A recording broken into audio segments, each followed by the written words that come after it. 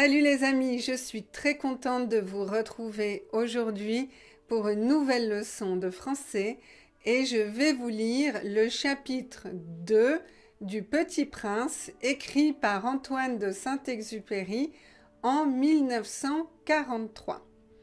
Alors si vous n'avez pas regardé le chapitre 1, hop, je vous mets le lien ici parce que c'est mieux de regarder d'abord le chapitre 1 et après le chapitre 2. C'est logique. Alors avant de commencer, n'oubliez pas de vous abonner à ma chaîne pour avoir tous les épisodes et je vais vous expliquer le vocabulaire et la grammaire de cette leçon. On commence.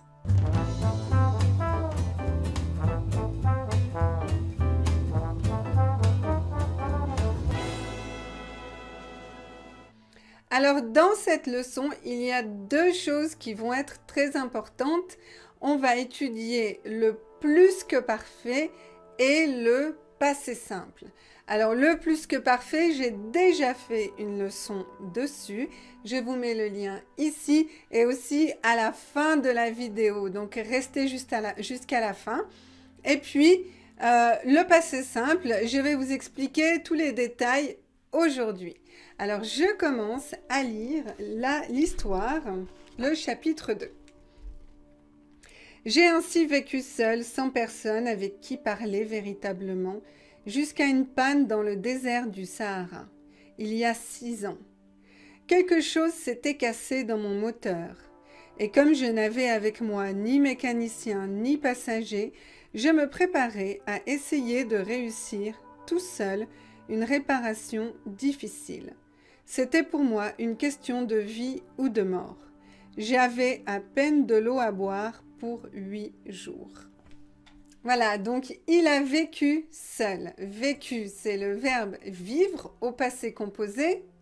J'ai vécu. Seul, ça veut dire alone. Sans personne, c'est synonyme de seul. Without anyone. Sans personne. Dans le chapitre 1, on a compris qu'il n'était pas vraiment comme les autres adultes. Il était un peu différent.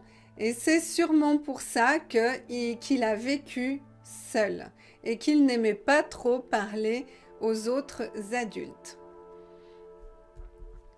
Mais un jour, il a eu une panne. Une panne, ça veut dire que c'est un appareil qui arrête de marcher, qui ne marche plus.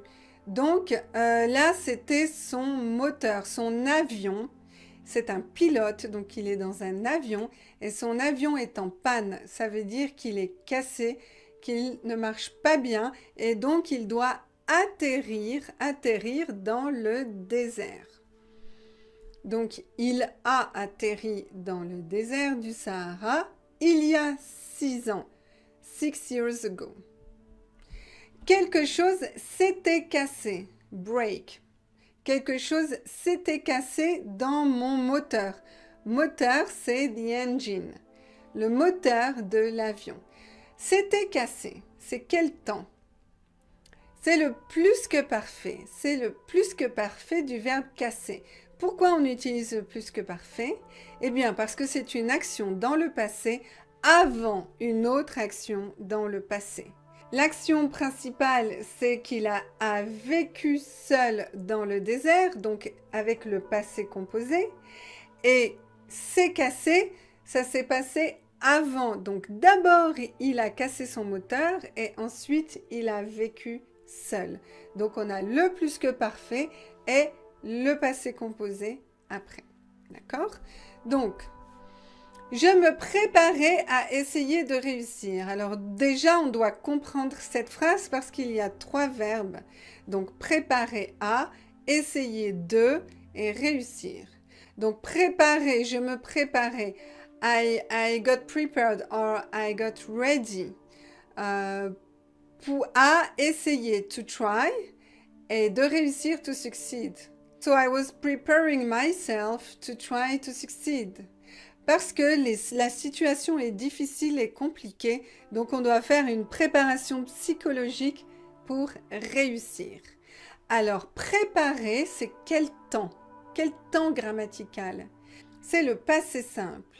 Qu'est-ce que c'est le passé simple? Eh bien, le passé simple, c'est un temps du passé, évidemment, et c'est un temps formel qu'on n'utilise pas beaucoup. On ne l'utilise pas à l'oral. C'est un temps que vous pouvez remplacer par le passé composé. Le passé composé et le passé simple sont similaires dans leur utilisation. D'accord? Donc vous pouvez dire « Je me suis préparé ». I got ready. I prepared myself. Je me suis préparé, passé composé. Ou je me préparais, passé simple. C'est similaire. D'accord? Maintenant, je vais vous montrer la conjugaison du verbe préparer au passé simple.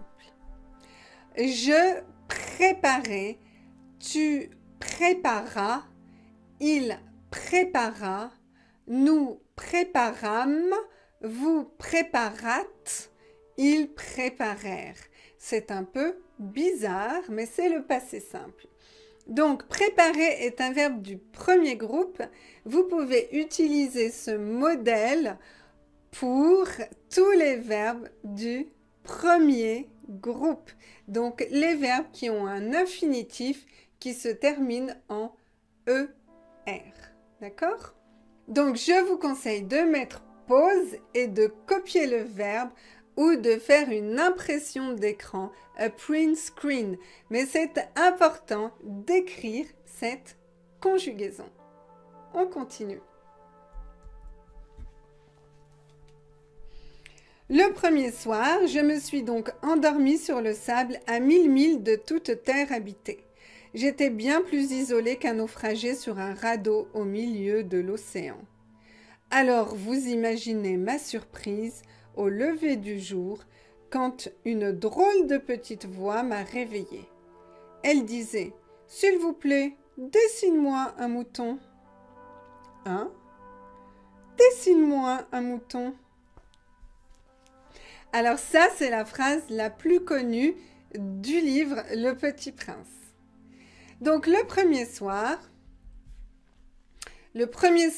où il est arrivé dans le désert du Sahara avec son avion, il s'est endormi. C'est to fall asleep. S'endormir, c'est un verbe pronominal. Je me suis endormi sur le sable à 1000 milles. 1000 milles, on n'utilise pas beaucoup. C'est un terme qui est spécifique de la navigation en avion ou en bateau. Donc ici, ça signifie qu'il est très loin de toutes les terres où il y a des habitants. Donc il est seul, il est vraiment seul, il est isolé. Isolé et seul sont synonymes. Ça veut dire qu'il n'y a personne dans la région. Donc il est plus isolé qu'un naufragé sur un radeau. Qu'est-ce que c'est un naufragé sur un radeau? Eh bien, c'est une personne qui était dans un bateau et il y a eu un problème avec le bateau. Il a quitté le bateau. Il est perdu sur l'océan et il est sur un radeau. Un radeau, c'est une embarcation qui est faite en bois. Hop, je vous mets l'image ici. Donc, un naufragé sur un radeau au milieu de l'océan, in the middle of the ocean. D'accord? Alors, il était très surpris parce que au lever du jour, donc quand le soleil se lève, on peut dire aussi à l'aube, c'est synonyme, au lever du jour, une drôle de petite voix, drôle, normalement ça signifie funny, mais là ça signifie bizarre, étrange. Bizarre, étrange, petite voix m'a réveillée. S'il vous plaît. Alors là, il dit s'il vous plaît, situation formelle, vous. Et après, il dit dessine-moi, situation non formelle, impératif, deuxième personne du singulier. Donc c'est bizarre parce qu'on a vous et ensuite on a tu. Donc on a une situation formelle et non formelle ensemble. Alors vous ne faites jamais ça, c'est une erreur. Mais là, c'est un style spécial parce que c'est un enfant qui parle. et c'est le Petit Prince.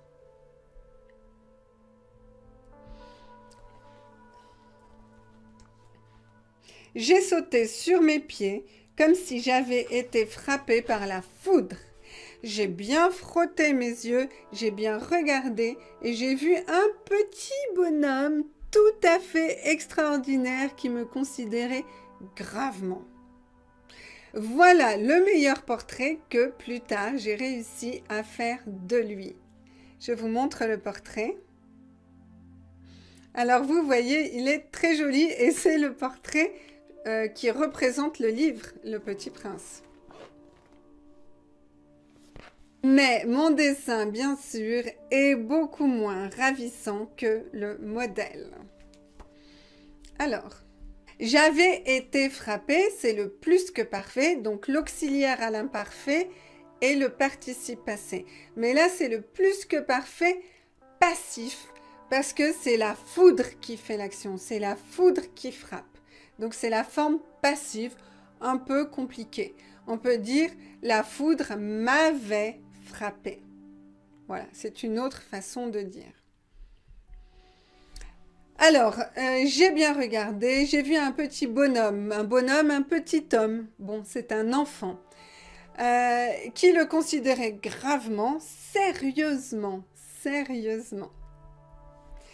Et j'ai réussi à, donc c'est le verbe réussir au passé composé et vous avez toujours la préposition à après le verbe réussir. J'ai réussi à faire quelque chose. Et son dessin est moins ravissant, ça veut dire qu'il est moins joli, il est moins beau.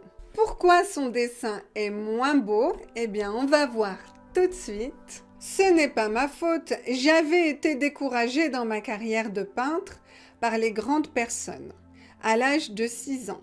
Et je n'avais rien appris à dessiner, sauf les boas fermés et les boas ouverts. Je regardais donc cette apparition avec des yeux tout ronds d'étonnement. N'oubliez pas que je me trouvais à 1000 milles de toute région habitée. Alors, ce n'est pas ma faute. Ça, c'est une expression intéressante. J'avais été découragée. Plus que parfait, passif. Parce que c'est les personnes qui le découragent. Les personnes m'avaient découragé. Décourager, c'est le contraire d'encourager. Encourager, c'est donner du courage. Et décourager, c'est ne pas donner le désir ou l'envie. Enlever le courage. To take off the courage. To discourage. Décourager. Donc, on a vu dans le chapitre 1 qu'il est découragé parce que les grandes personnes ne comprennent pas ses dessins et lui suggèrent de faire des études plus sérieuses. Alors, je n'avais rien appris à dessiner, plus que parfait, parce que c'était avant, quand il était petit. Sauf les boas fermés et les boas ouvert, sauf, except, sauf, on prononce le F, sauf. Or, mon petit bonhomme ne me semblait ni égaré, ni mort de fatigue, ni mort de faim, ni mort de soif, ni mort de peur. Il n'avait en rien l'apparence d'un enfant perdu au milieu du désert, à 1000 milles de toute région habitée. Quand je réussis enfin à parler, je lui dis « Mais qu'est-ce que tu fais là ?» Alors, le mot « or » est intéressant. Mes étudiants me demandent « Mais oui, mais c'est quoi ce mot ?»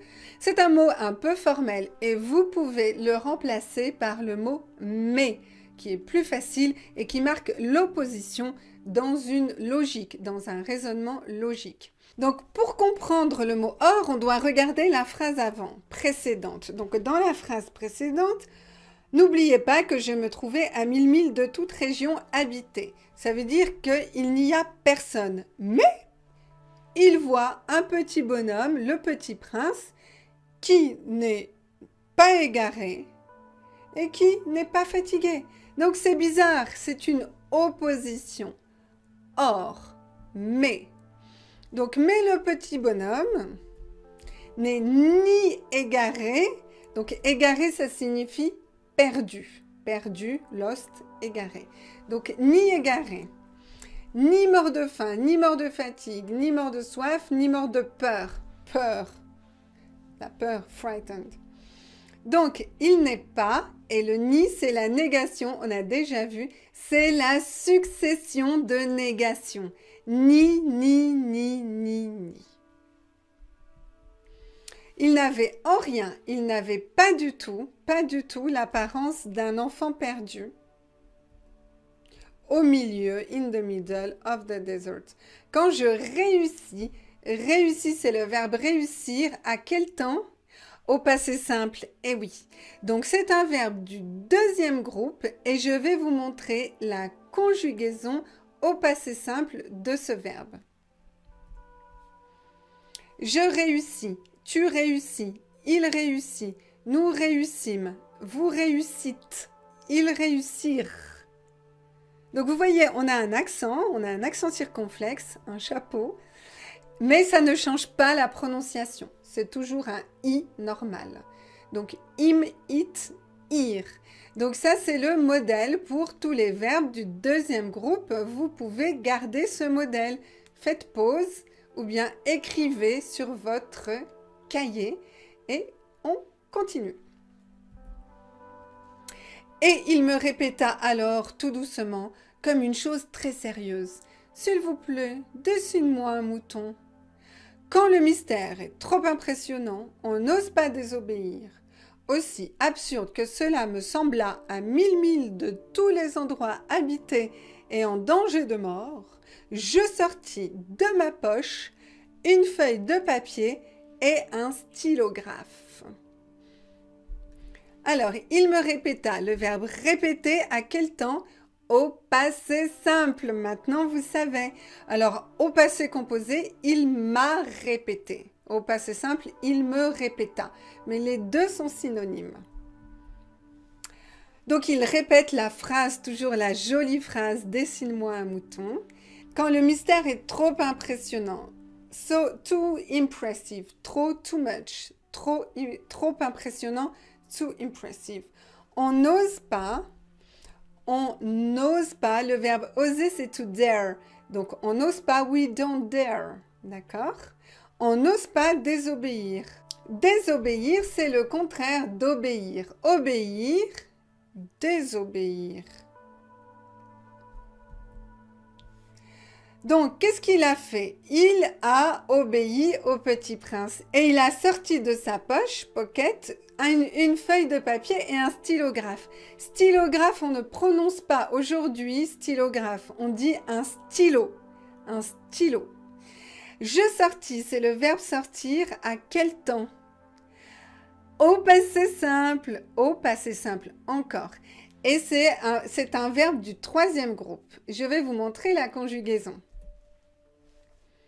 Je sortis, tu sortis, il sortit. Nous sortîmes, vous sortîtes, ils sortirent. Donc c'est la même conjugaison que le verbe réussir du deuxième groupe. Pourquoi? Ce sont tous les deux des verbes avec l'infinitif en IR. Donc au passé simple, ils se conjuguent de la même façon. Mais vous savez que dans le troisième groupe, il y a beaucoup de verbes différents, beaucoup de types de verbes. Et on va étudier les autres types de verbes dans la prochaine leçon et dans la prochaine lecture du Petit Prince. La leçon est terminée pour aujourd'hui et je vous conseille d'apprendre les 3 verbes au passé simple pour bien mémoriser la conjugaison parce que dans la suite du livre, il y a beaucoup de passé simple. Vous pouvez aussi regarder ma leçon sur le plus que parfait si ça vous intéresse et écrivez bien le vocabulaire de la leçon d'aujourd'hui. Avant de partir, n'oubliez pas de vous abonner à ma chaîne parce que c'est important pour moi et pour vous. Et je vous dis à très très bientôt pour une nouvelle leçon de français. Ciao ciao!